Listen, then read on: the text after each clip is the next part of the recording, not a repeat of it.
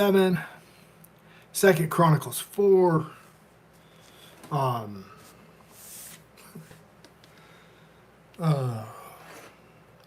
it's the middle of July, 2026. The world's pretty well going crazy.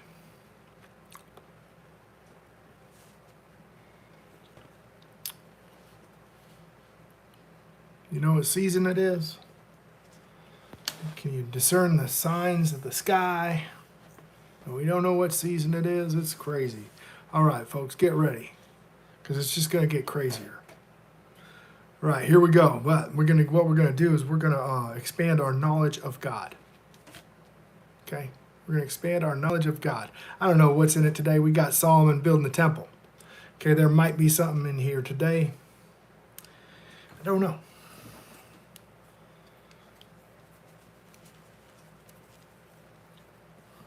So we got 2 Kings 7, verse 1. But Solomon was building his own house 13 years, that he finished all of his house. He also built the house of forest in Lebanon. The length thereof was 100 cubits, and the breadth thereof was 50 cubits, and the height thereof 30 cubits. Upon 4 rows cedar pillars with cedar beams upon the pillars.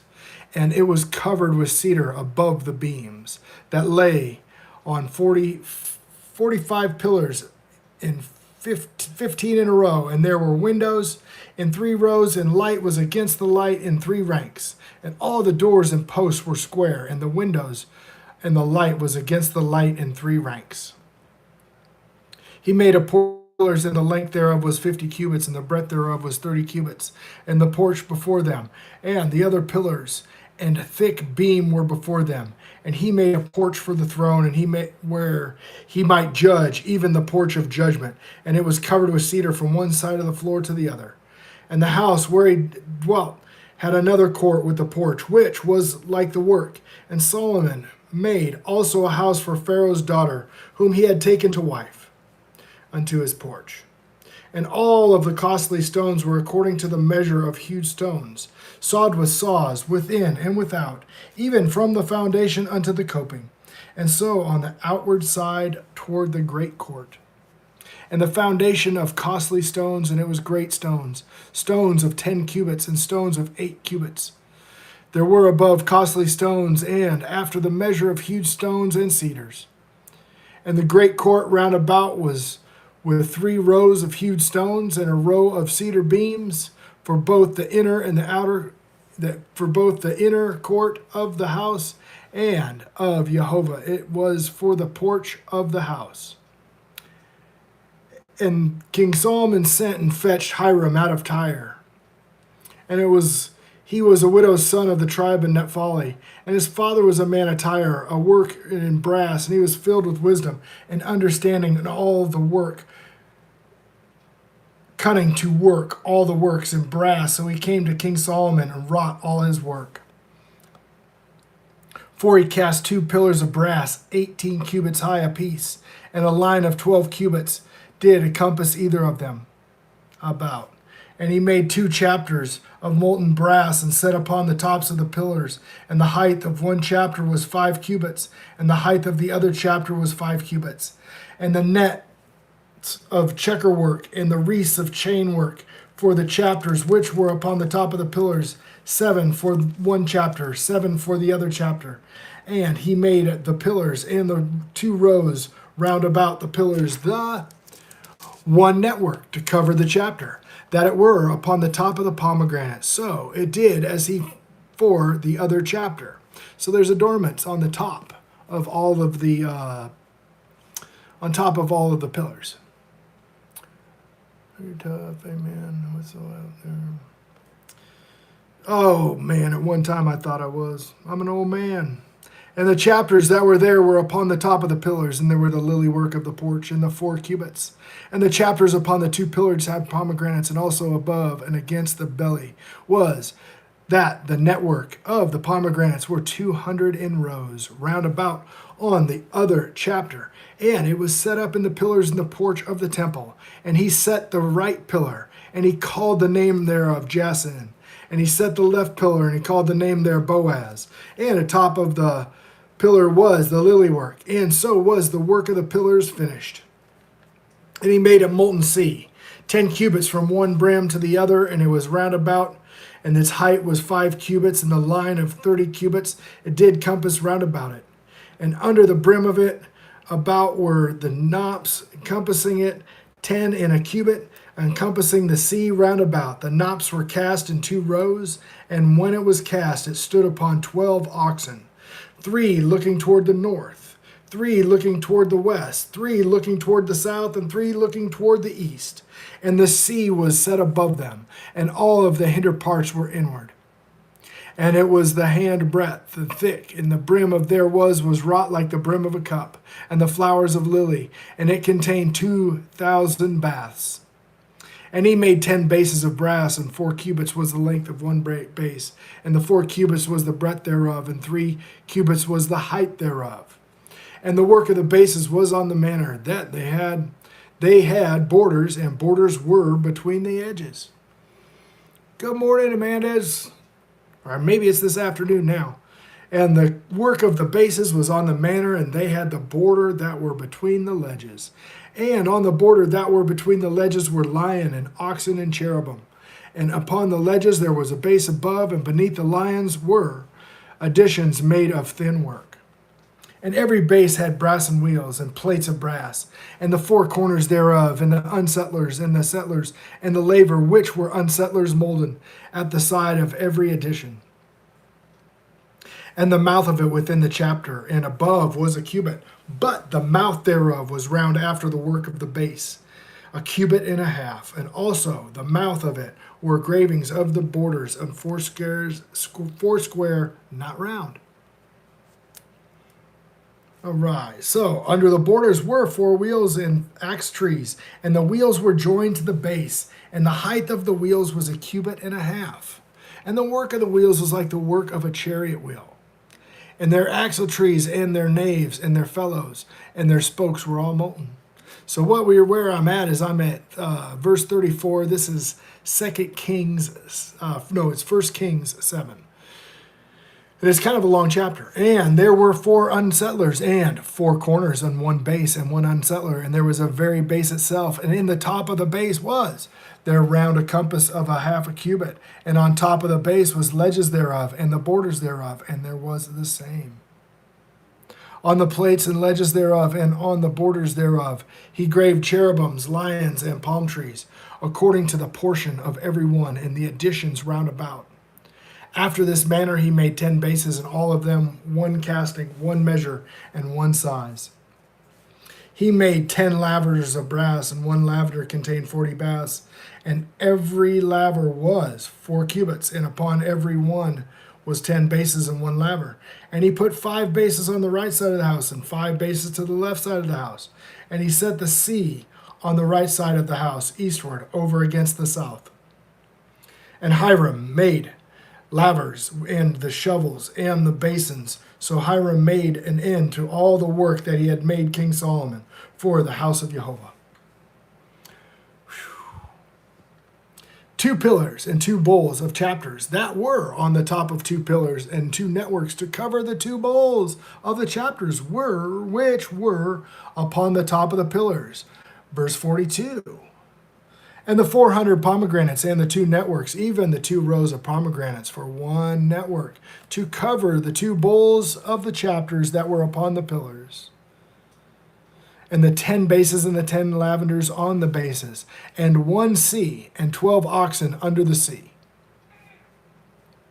And the pots and the shovels and the basins and all these vessels, which Hiram made to King Solomon for the house of Jehovah, were of bright brass.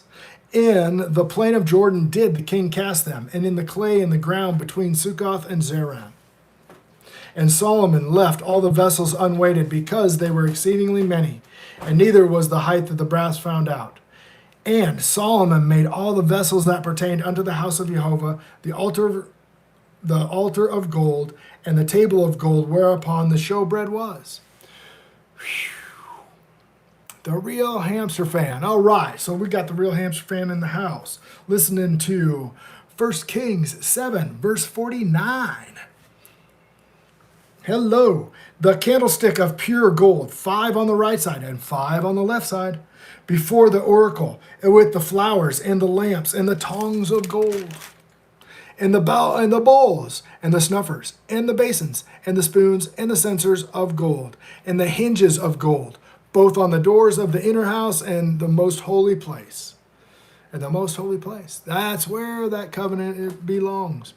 And for the doors of the inner place, the most holy place, and for the doors of the house, to wit, of the temple, it was ended all the work that King Solomon made for the house of Jehovah. And Solomon brought the things which David his father has dedicated, even the silver and the gold and all the vessels did he put the amount of treasure in the house of Jehovah. Praise Yah. That is 1 Kings 7.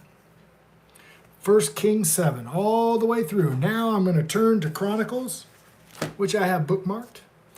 Chronicles, this is 2 Chronicles, verse 4, so go ahead and turn there. Let's read it together. Chime in when I screw it all up. Moreover, he made an altar of brass, 20 cubits. It's going to be about the same. It's going to be about the same, but there is some differences. Okay, at some point in this,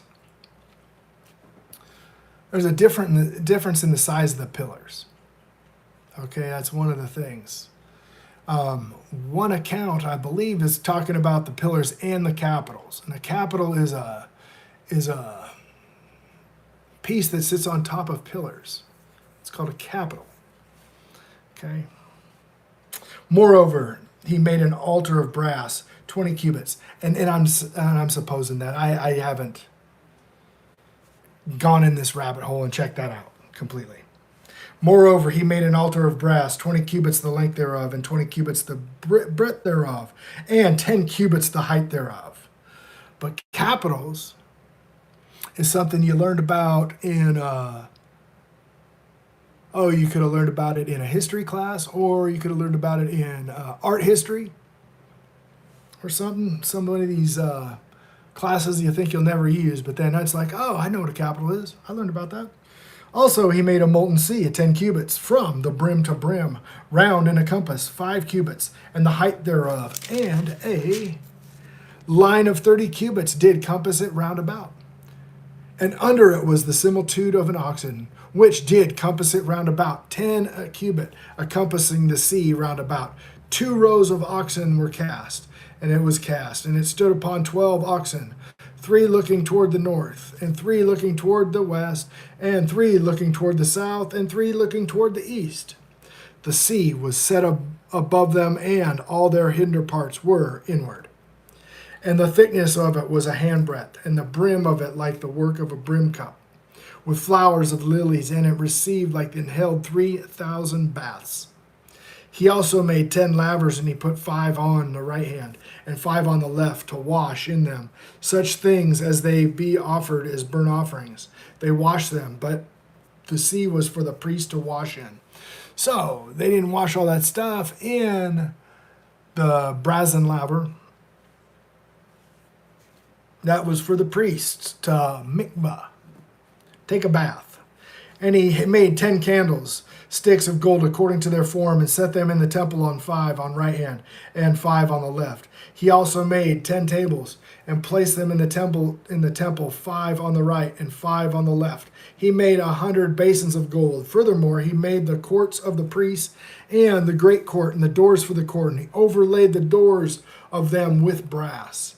And he set the sea on the right side of the east end over against the south. And Huram had made the pots and the shovels and the basins. And Huram finished the work that he did make for King Solomon for the house of God, to wit, 2 pillars and 2 pommels and 2 chapters, which were on the top of the 2 pillars.